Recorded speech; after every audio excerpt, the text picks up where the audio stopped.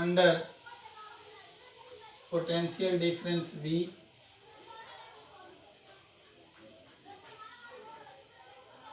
Q charge passes for time t under potential difference V through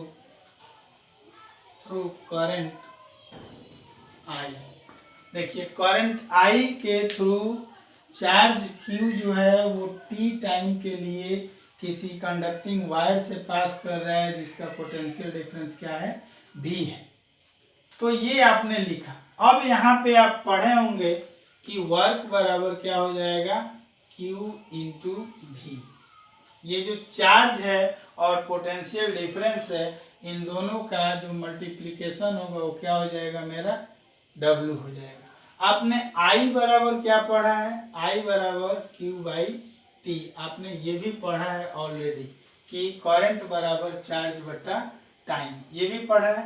तो यहाँ से अगर हम Q की वैल्यू निकालें तो Q इज इक्वल टू क्या हो जाएगा I T। ये मेरा इक्वेशन 3 हो गया। अब इस Q को हम कहाँ पुट करेंगे इक्वेशन फर्स्ट में। तो यहाँ पे आप लिखिएगा putting the value of Q in equation first, putting the value of Q in equation first. अब देखिए पुट कीजिए W बराबर Q इंटू V।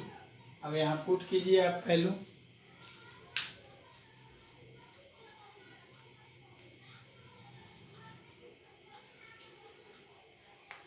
तो आप क्या हो जाएगा यहाँ W बराबर I into T into V हो गया। ये इक्वेशन चौथा मान लीजिए, ये मान लिया आप चौथा इक्वेशन।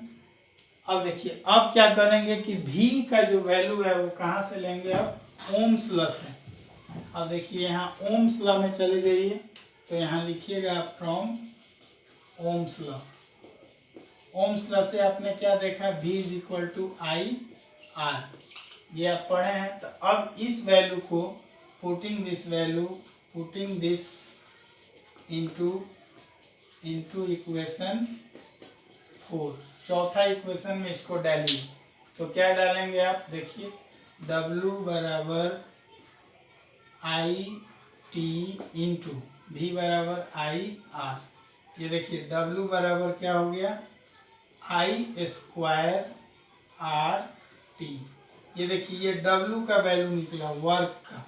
और आप जानते हैं उस समय से मैं आपको बताया जा रहा हूँ कि द वर्क डन, जो काम हो रहा है इट मीन्स कि योर एनर्जी इज कंज्यूम्ड, और वो एनर्जी किस में चेंज हो रहा है हीट एनर्जी में। So you can also write that W is change into energy and this energy is change into heat energy. सो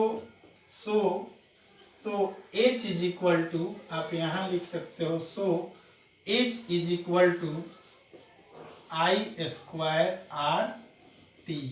यही है आपका क्या चीज हीटिंग इफेक्ट ऑफ करंट।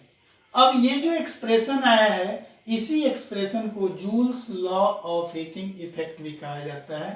और इसमें क्या कहा जाता है कि जो जूल्स लॉ होते हैं उसमें बताया गया है कि जो हीट होता है वो डायरेक्टली प्रोपोर्शनल करंट के स्क्वायर ऑफ करंट के होते हैं। दूसरा जो हीट होता है वो उसके रेसिस्टेंस के डायरेक्टली प्रोपोर्शनल है।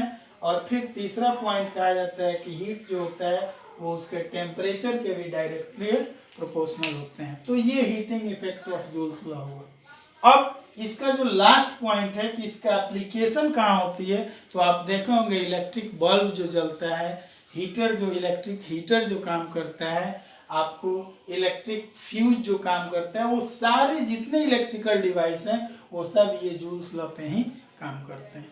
तो इस तरह आपका ये करंट इलेक्ट्रिसिटी आज मैं खत्म किया। अब इससे रिलेटेड जो भी क्वेश्चंस होंगे आप कमेंट्स बॉक्स में लिखिएगा अगर आपको प्रॉब्लम होगा। और फिर मेरा वही लास्ट आपसे एक मैसेज कि अगर आपको ये वीडियो पसंद आ रहे हैं तो आप इसको लाइक कीजिए, शेयर कीजिए, सब्सक्राइब कीजिए, ताकि इससे अलग भी चैप्टर का हम ज़्यादा से ज़्यादा वीडियो आपको दे सकें। Thank you, good night.